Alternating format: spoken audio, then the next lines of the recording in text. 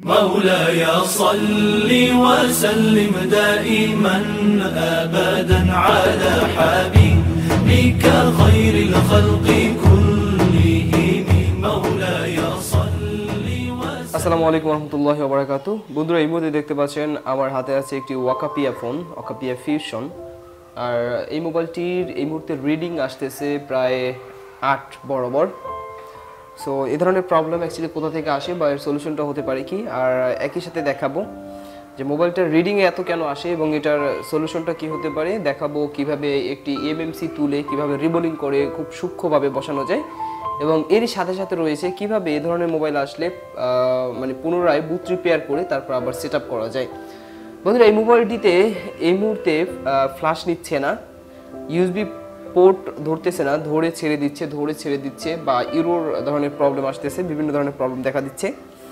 তো প্রবলেমটি আসার পর আমি সর্বপ্রথম কাস্টমারের বক্তব্যটা শোনার চেষ্টা করেছি। কাস্টমার বলেছে যে মোবাইলটি বেশ কিছুদিন আগে ওয়াটার ড্যামেজ হয়েছিল, দেন সে প্রায় 1 থেকে 1.5 মাস পর্যন্ত ইউজ করেছে এবং ইউজ করার পরে হঠাৎ করেই মোবাইলটি এরকম বন্ধ হয়ে গেছে। সো আমার অ্যাকচুয়ালি দুইটা দিকই এখন বেশি মনোযোগ। একটি হচ্ছে ওয়াটার ড্যামেজ হওয়ার কারণে হয়তো বা ইএমএমসি অথবা পাওয়ার আইসি সিপিইউ এগুলোর মধ্যে কোনো কানেক্টিভিটিতে প্রবলেম হয়েছে, এক হয়ে গেছে ইত্যাদি হতে পারে। দ্বিতীয় নম্বর যে প্রবলেম সেটা হতে পারে ইএমএমসি থেকে, আর সেজন্য আমাদেরকে বুট রিপেয়ার করা লাগতে পারে। এর আগেও নাকি অনেকে ট্রাই করেছে ফ্লাশিং করার জন্য, বাট তারা পারেন নাই। সেই জন্য আমাকে দুইটাই অবশ্যই মাথায় রেখে একই রাস্তা দিয়ে এগিয়ে যেতে হবে। বন্ধুরা, এই মুহূর্তে আমি আপনাদেরকে একটু পাওয়ার সাপ্লাই রিডিংটা আপনাদেরকে দেখিয়ে নেওয়ার চেষ্টা করব।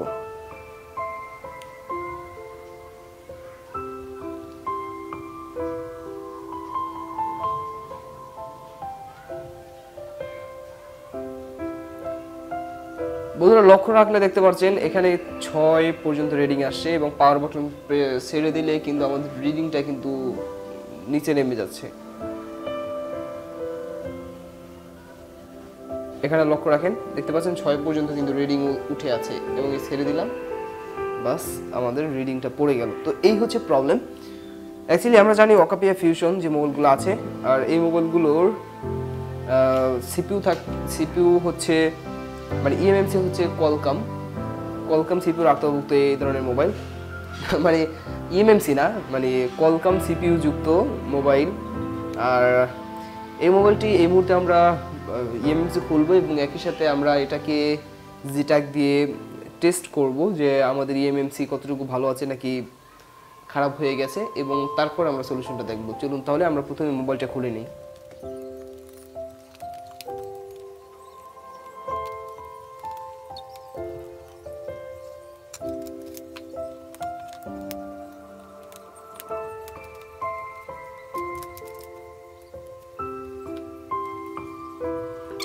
এই মাদারবোর্ডটার দিকে যদি আপনারা লক্ষ্য রাখেন তাহলে দেখতে পাচ্ছেন যে মাদারবোর্ডটার ইএমএমসি সহ পাওয়ার আইসি এবং বেশ কিছু জায়গায় হিট করা হয়েছে।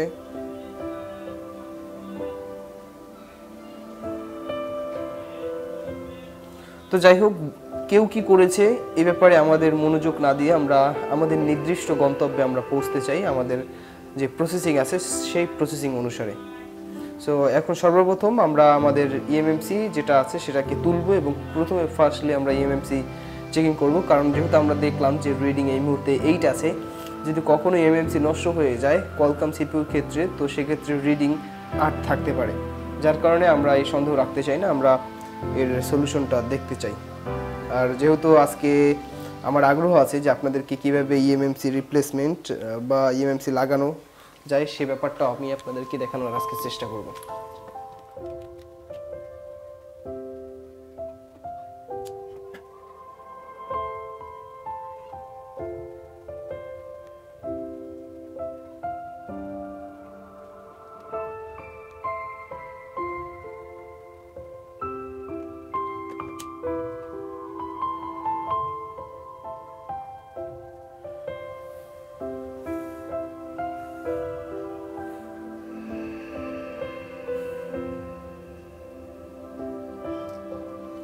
তো এখন আমাদের টুইজারের মাথায় কিছু পেস্ট নিয়ে, এবং আপনারা দেখতে পাচ্ছেন আমার তাতালটার মাথাটা কিন্তু কিছুটা একটু ভাঁজ আছে, তাতালের মাথা অবশ্যই এভাবে করে ভাঁজ করে নেবেন, তাহলে কাজ করতে অনেক সুবিধা হবে। এরপর এটার উপরে একটু বেশি করে আমরা পেস্ট দিয়ে দেব, দুই পাশ ধরে। এখানে অবশ্যই রজন দিবেন না, তাহলে আপনার রিপেয়ার করতে প্রবলেম হবে।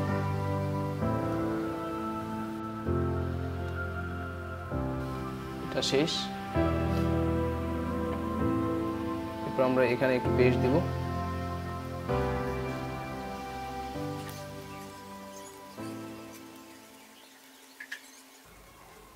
প্রত্যেকবার দেওয়ার পর অবশ্যই আপনি তাতালের মাথাটাকে একটু ক্লিন করে নেবেন। ব্যাস, আমাদের কাজটা কমপ্লিট হয়ে গেল। এখন আমরা টিস্যু, আর এখানে একটু ভালো মানের টিস্যুটা ইউজ করার চেষ্টা করবেন। এ ধরনের টিস্যু ইউজ করবেন না, ঠিক আছে? এ ধরনের টিস্যু ইউজ তারপরে ভালো, কারণ এই টিস্যু যখন আপনি এখানে লাগাবেন, এই টিস্যু থেকে কিছু ময়লা বা এই টিস্যুর থেকে কিছু ছুটে ছুটে এখানে লেগে যায়, যার কারণে এখানে এ ধরনের টিস্যু না ব্যবহার করাই বেটার। আমি এই মুহূর্তে ভিডিওটি বাসায় বসে করতেছি, এই জন্য আর কি আমার কাছে সে ধরনের টিস্যু নাই, যার কারণে এটা আমাদের ব্যবহার করতেই হবে।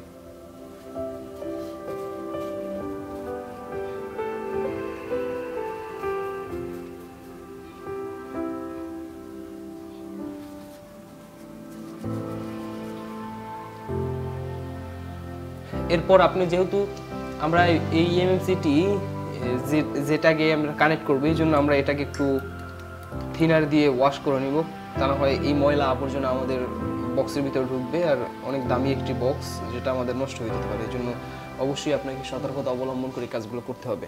তো আমরা এখন এটাকে ভালোভাবে দেখার চেষ্টা করি।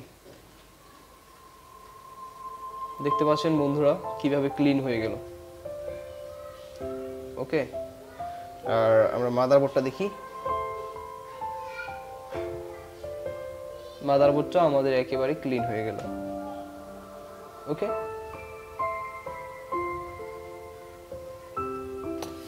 তো চলুন যেটাকে আমরা ঢুকে পড়ি। বন্ধুরা, এই হচ্ছে আমাদের ইএমএমসি, আর ইএমএমসির এখানে দেখতে পাচ্ছেন একটি ডট চিহ্ন আছে, আর এটা হচ্ছে BJ162 মডেলের একটি ইএমএমসি। সো এটাকে কানেক্ট করতে হলে এই ডট চিহ্নটা এদিকে খেয়াল রাখতে হবে, এবং আপনারা যদি লক্ষ্য রাখেন তাহলে আমাদের ই সকেট যেটা আছে, এই ই সকেটের এখানে একটি বিন্দু আছে, তার মানে আমাদের এই ডট এবং ডট এখানে রেখে তারপর আপনার ইএমএমসিটি কানেক্ট করতে হবে।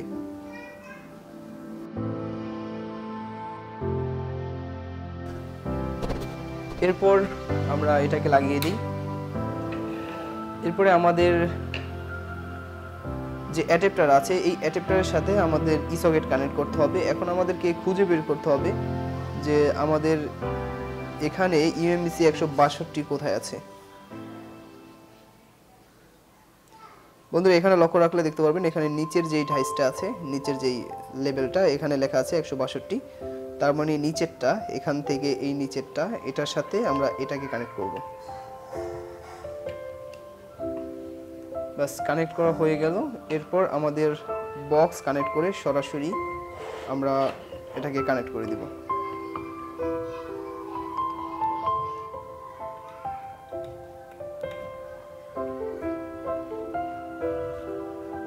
তো আমরা ইএমএমসি টুল এটাকে ওপেন করে নিলাম।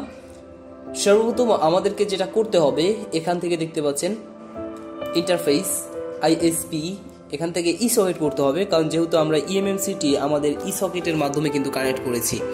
এই জন্য ই সকেট কানেক্ট করার পরে আপনারা অবশ্যই এদিকে লক্ষ্য রাখবেন, এই যে ভোল্টেজ, আমরা যদি আইএসপিতে কাজ করি, যদি এখান দিয়ে আইএসপিতে কাজ করি, তাহলে আমাদের এখান থেকে ভোল্টেজ চেঞ্জ করে দেখতে হবে যে কোনটা দিয়ে ধরে। কিন্তু আইএসপিতে একটা সুযোগ আছে, ই সকেট একটা সুযোগ আছে। ই সকেট আপনি সিলেক্ট করার পরই দেখবেন এখানে অটোমেটিকলি সে যত ভোল্টেজ প্রয়োজন তত ভোল্ট কিন্তু আমাদের এখানে নিয়ে নেবে। আর বিট এখান দেখতে পাচ্ছেন ফ্রিকোয়েন্সি, আর এটা দুইটা এখন আপাতত এটা থাক, পরবর্তীতে যদি দেখি যে এটা না ধরে তাহলে এটাকে চেঞ্জ করে দেব। আর ফ্রিকোয়েন্সি এবং বিট মানে বাস, বিট স্প্রেড, এটা আমাদের আরও কিছু সামনের দিকে ইনশাল্লাহ আমি আলোচনা করার চেষ্টা করব। এগুলো কি, এগুলো আপাতত এরকম থাকে। এখন শুধু যদি দেখি যে আমাদের এটা কানেক্ট না যদি হয়, মানে এখন যদি এমএমসিটি কানেক্ট না পায়, তাহলে আমরা এই বিট চেঞ্জ করে দেখব।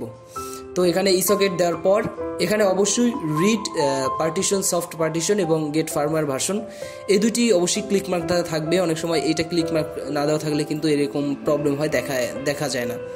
তো এখন আমরা চেক ইনফরমেশন, মানে আমরা ওই যে আইডেন্টিফাই, আমরা CM2 অথবা রিড ফোন ইনফরমেশন, এটাই হচ্ছে আইডেন্টিফাই। বন্ধুরা, চেক EMMC-তে ক্লিক করার পর এখানে দেখতে পাচ্ছেন একটি নোটিফিকেশন আসছে। এই ধরনের নোটিফিকেশন যদি আসে তাহলে এটার মানে হচ্ছে আপনার EMMC-টি আপনার ইসকেটের পিন আউট, মানে পিনের সাথে ভালোভাবে মিলতেছে না।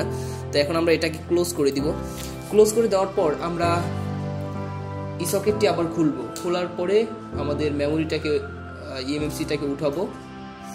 উঠানোর পর এটাকে একটু ভালোভাবে একটু হাত দিয়ে আবার ঘষা মাজা দিয়ে অথবা প্যান্ট দিয়ে ঘষা মাজা দিয়ে আপনি ইসকেটের মাধ্যমে এটাকে আবার কানেক্ট করে দিন।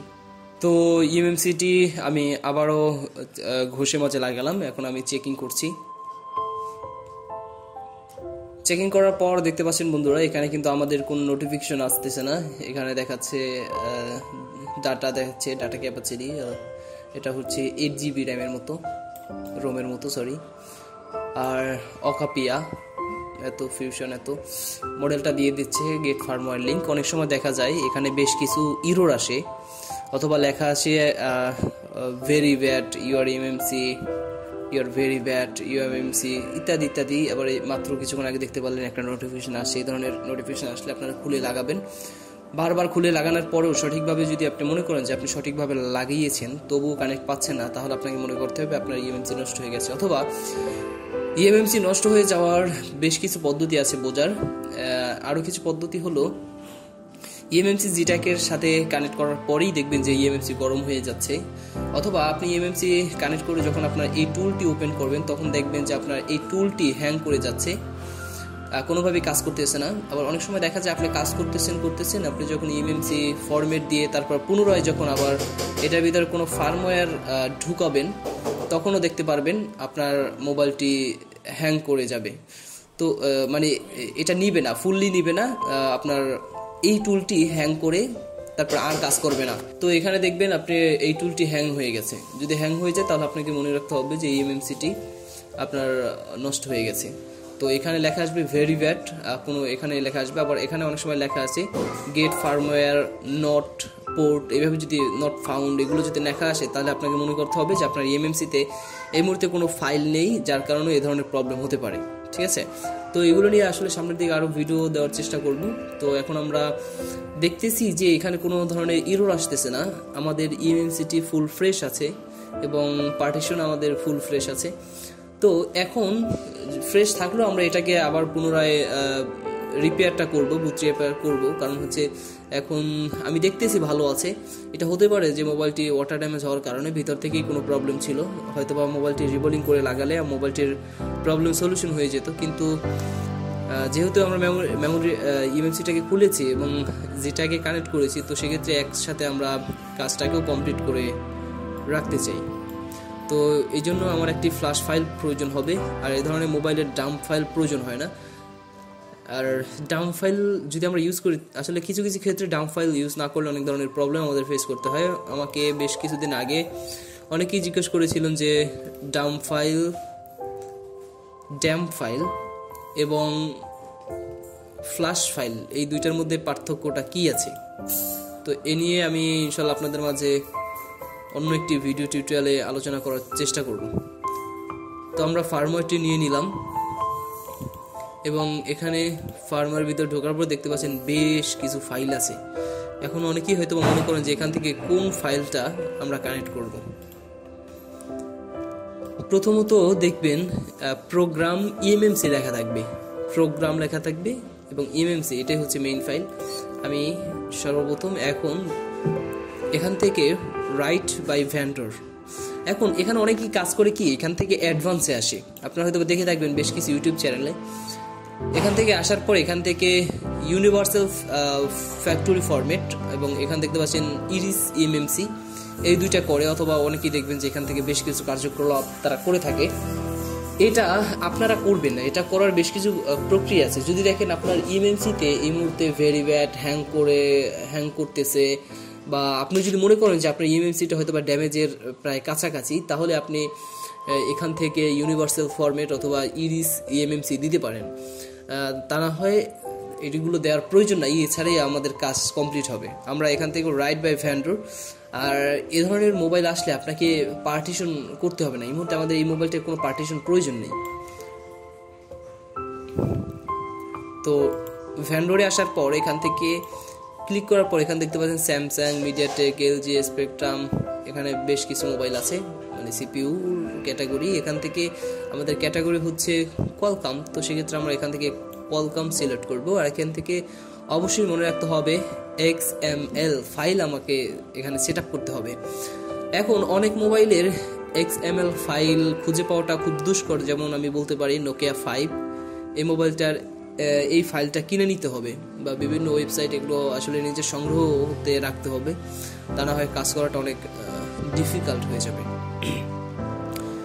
তো এখানে ক্লিক করেন, ক্লিক করার পর আপনি ডেস্কটপে যান, যেহেতু আমার ফাইলটি এই মুহূর্তে ডেস্কটপে আছে। এখান থেকে ওয়াকাপিয়া ফিউশন এটার ভিতরে ঢুকবেন, ফার্মওয়্যার, তারপরে এখন এখান দিয়ে আপনি এই যে দেখতে পাচ্ছেন উপরের যেটা এইটা ধরিয়ে দেন। ওকে, এখানে দেখতে পাচ্ছেন ফাইলগুলো ধরে নিছে।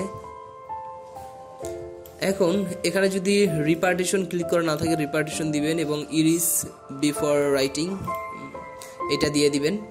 আর এখানে দেখতে পাচ্ছেন যে বুট ফাইল, যেটা ফাইলটা হচ্ছে extchsd,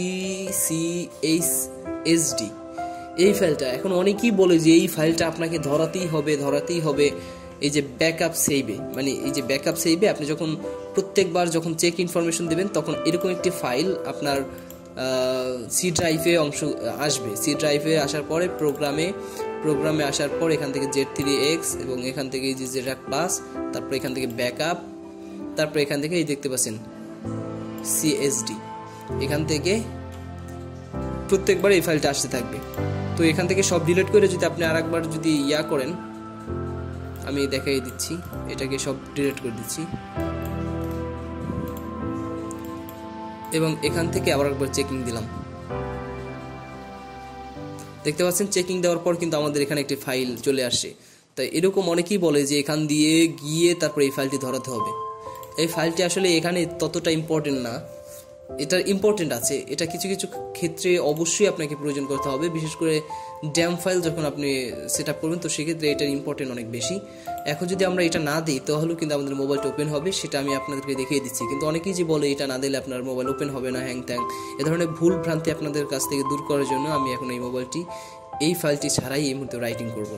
সো সব কিছু ধরার পরে এখন আমরা জাস্ট এখান থেকে রাইট ইএমএমসি দিব। দেখতে পাচ্ছেন আমাদের কাজ কিন্তু কমপ্লিট হচ্ছে। এখানে বেশ কিছু সময় নিতে পারে, ধৈর্য ধারণ করে একটু ওয়েট করতে হবে।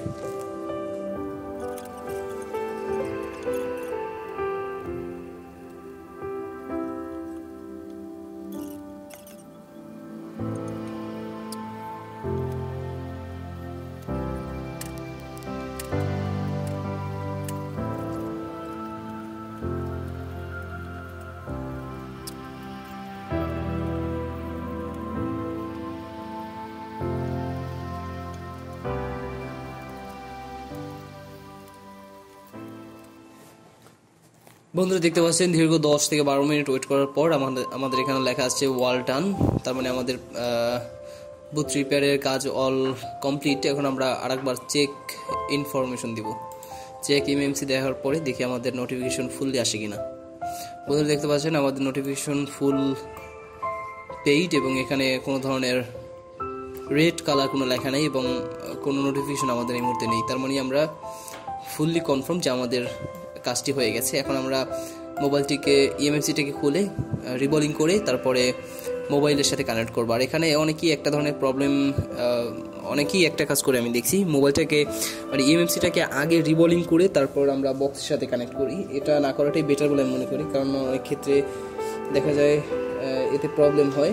সেই জন্য আমি মনে করি যে আইসি রিবোলিং না করে তারপরে মানে বুট অথবা পার্টিশনের কাজ করে তারপর আপনি পরে এমএমসি রিবোলিং করে তারপর মোবাইলের সাথে কানেক্ট করলে এটাই বেটার বলে আমার মনে হয়।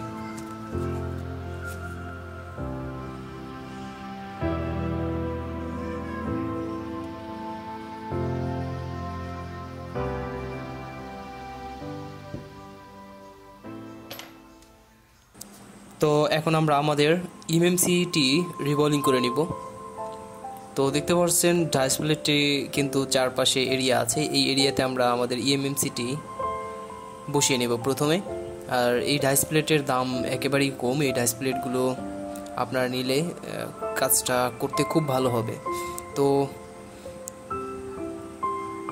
এটার সাথে খুব ভালোভাবে বসিয়ে দেখতে হবে যে দেখতে পাচ্ছেন প্রত্যেকটা বল কিন্তু আমরা এখান থেকে দেখতে পাচ্ছি। এরপর আপনাকে পেস্ট অবশ্যই ভালো মানের পেস্ট ইউজ করবেন, বাজারে এর চেয়েও আরও ভালো মানের পেস্ট আছে, আপনি সেগুলোকে ব্যবহার করার চেষ্টা করবেন, যদিও এই মুহূর্তে আমার কাছে নেই, যার কারণে এটাও ভালো একটি পেস্ট। এরপর খুব আলতোভাবে আমি পিছন দিয়ে কিন্তু আঙ্গুল দিয়ে চাপ দিয়ে রেখেছি। অনেকে বসিয়ে করে, এটা করবেন না কখনোই, বসিয়ে করলে এটা অনেকটাই হার্ড। আর সামনের দিকে আমি আরও একটি এর চেয়েও, আমি এখন যেভাবে রিবোলিং করতেছি এর চেয়েও আরও সহজভাবে রিবোলিং করা যায়, যেটা ইনশাল্লাহ পরবর্তী ভিডিওতে আপনারা পাবেন। আইসি রিবোলিং করা আমি এত সহজভাবে আপনাদেরকে দেখাবো যা ইনশাল্লাহ আপনারা হয়তো বা ওই ভিডিওটা দেখে অনেকটাই খুশি হবেন। এর জন্য ভিডিওটি বড় হয়ে গেছে, যার কারণে ওইটা সারপ্রাইজ রয়ে গেল। তো ভালোভাবে আপনি এটাকে খুব সুন্দরভাবে পেস্টটি লাগিয়ে নেবেন। এরপর টিস্যু দিয়ে পিছন দিয়ে চাপ দিয়ে ধরে তারপর এটাকে করে দিবেন। আর দেখা যায় নিচে টিস্যুর উপর রেখে অনেকে করে, এভাবে করলে আপনার বলটা নড়ে যেতে পারে, প্রাথমিক আপনাকে অনেকটা কষ্ট করতে হবে আর কি। এরপর পিছন থেকে আমরা হাতটা আস্তে আস্তে করে ছাড়বো, যাতে হাতের সাথে এমএমসিটি না চলে আসে। এখন এমএমসিটি পেস্টের সাথে জড়িত হয়ে গেছে, এখন আমরা এটিকে নিচে রেখে তারপর আমরা কাজটা করব।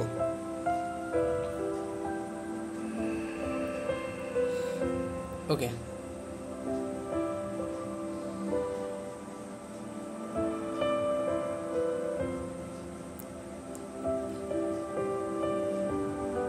আমরা ডিসপ্লেটাকে এটার উপরে বসিয়ে দিলাম। এরপর আমরা টুইজার দিয়ে দুই পাশে ধরে আমরা হিট করব।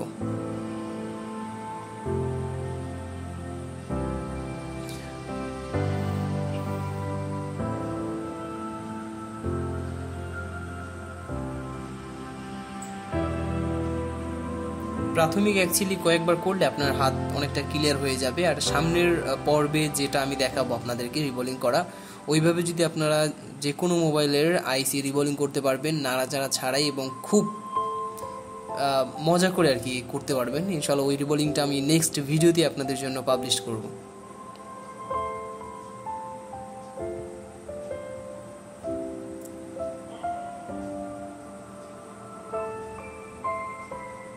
তো আমাদের কাজ কমপ্লিট হয়ে গেছে, হিট দেওয়ার পর আমাদের বল হয়ে গেছে। একটু থিনার দিলে দিতে পারেন, না দিলেও প্রবলেম নেই। আমি যেহেতু ভিডিও করতেছি এই মুহূর্তে, এই জন্য আমি থিনার দিয়ে দিলাম যাতে কাজটি খুব তাড়াতাড়ি হয়ে যায়।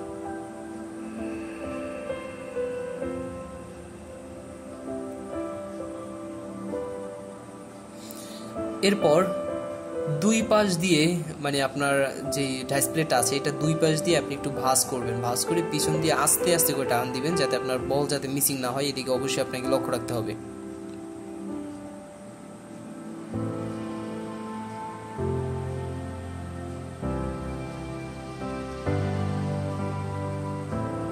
বন্ধুরা দেখতে পাচ্ছেন আমাদের বলটি কিন্তু খুব ইজিলি হয়ে গেল এবং খুব ফ্রেশভাবে। ভালো করে দেখার চেষ্টা করুন। ভালোভাবে টেকনিক যদি অবলম্বন করতে পারেন তাহলে অ্যাকচুয়ালি যত বড়ই কাজ হোক না কেন, অথবা যত বড়ই রিবল করা লাগুক না কেন, আপনি ইনশাল্লাহ পারবেন। আমাদের প্লেটটার দিকে তাকিয়ে দেখেন, এখানে প্রত্যেকটা কিন্তু আমাদের ঘর কিন্তু ছিদ্র করা, কোনোটা আটকা নাই। অনেকে দেখা যায় যে প্রথম করলে মানে অনেক বল রয়ে যায়। এরপর রিবোলিং করার পর অবশ্যই একটু পেস্ট দিয়ে তারপর আপনার এটাকে একটু হিট করে নেবেন, তাহলে বলগুলো আরও স্ট্রং এবং সুন্দর মানে ম্যাজিকলি হবে। সেইটাও কিন্তু অবশ্যই করবেন। এটা ভালো টেকনিশিয়ান থেকে শুরু করে ইনশাল্লাহ এই কাজটা সবাই করে। আমি তো এই কাজটা করি, যে কোনো কাজে আমি এই কাজটা অবশ্যই করি, আর আপনারা অবশ্যই করবেন।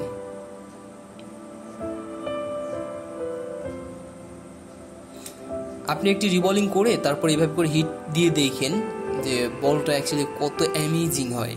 আর এটা না করে যদি আপনি লাগাতে চান তাহলে অনেক হার্ডলি এবং জিনিসটা আসলে পারফেক্ট নাও হতে পারে। তো এদিকে অবশ্যই লক্ষ্য রাখবেন। তো আমাদের কাজ কমপ্লিট, এখন আমরা আমাদের ইএমএমসিটি লাগিয়ে নিব। অনেকেই অ্যাকচুয়ালি ইএমএমসি লাগাতে অনেক হিট নেয়। যখন ইএমএমসি তোলা এবং লাগানো খুব তাড়াতাড়ি করতে হবে যাতে প্রচণ্ড পরিমাণ হিট ইএমএমসির উপর না পড়ে। এদিকে অবশ্যই আপনাকে লক্ষ্য রাখতে হবে। এই জন্য আপনাকে প্রাথমিক ওই যে 30 টাকা 40 টাকা দামের যে মোবাইলগুলো আছে এই মোবাইলগুলো কিনে আপনাকে প্রাথমিক ট্রেনিংটা ওখান দিয়েই আপনাকে করতে হবে। প্রথমত আপনি যখন এই ইএমএমসিটা বসাবেন তখন আপনাকে ভালোভাবে দেখতে হবে, একটু উঁচু উঁচু ভাব হবে, আপনি চারপাশে লাড়ানোর পরে দেখবেন যে একটু উঁচু উঁচুর ভিতরে উঠে যায় আপনার ইএমএমসিটি। যখন উঁচু উঁচু হবে মনে হবে যে একটু উঁচুর উপর পড়ছে, তখনই আপনি মনে করবেন যে আপনার ইএমএমসিটি পারফেক্ট জায়গায় বসছে। অনেকে নিচে নামিয়ে দেখবেন, আপনি নাড়াবেন তখন দেখবেন যে কিছুর একটা নিচে নেমে যাচ্ছে। ওইভাবে করলে কিন্তু হবে না। আপনি একটু পারফেক্টলি একটু মনোযোগ দিয়ে আপনি যখন কাজটা করবেন তখন অবশ্যই মনোযোগ দিয়ে কাজটা করবেন, দেখবেন যে অবশ্যই আপনার জন্য এটা একেবারে ইজি। আর এটাকে বসিয়ে বেশি নাড়াচাড়া করবেন না, পারফেক্ট জায়গায় বসিয়ে আপনি একটা হিট প্রদান করবেন, ব্যাস আপনাদের কাজ ইনশাল্লাহ কমপ্লিট হয়ে যাবে।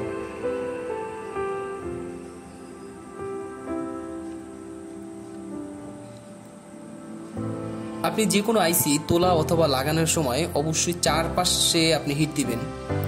অনেকে উপরে হিট দেয়, উপরে হিট দিলে অ্যাকচুয়ালি এটা কিন্তু প্রবলেম হয়। তো আমাদের কাজটা বন্ধুরা ভিডিওটি কাট করে দিলাম, বিকজ লাগাতে ক্যামেরার কারণে লাগাতে একটু কষ্ট হচ্ছিল। ইনশাল্লাহ আশা রাখি আমাদের কাজটি কমপ্লিট হয়ে গেছে। বন্ধুরা দেখতে পাচ্ছেন আমাদের মোবাইলটি ফুললি রানিং হয়ে গেল।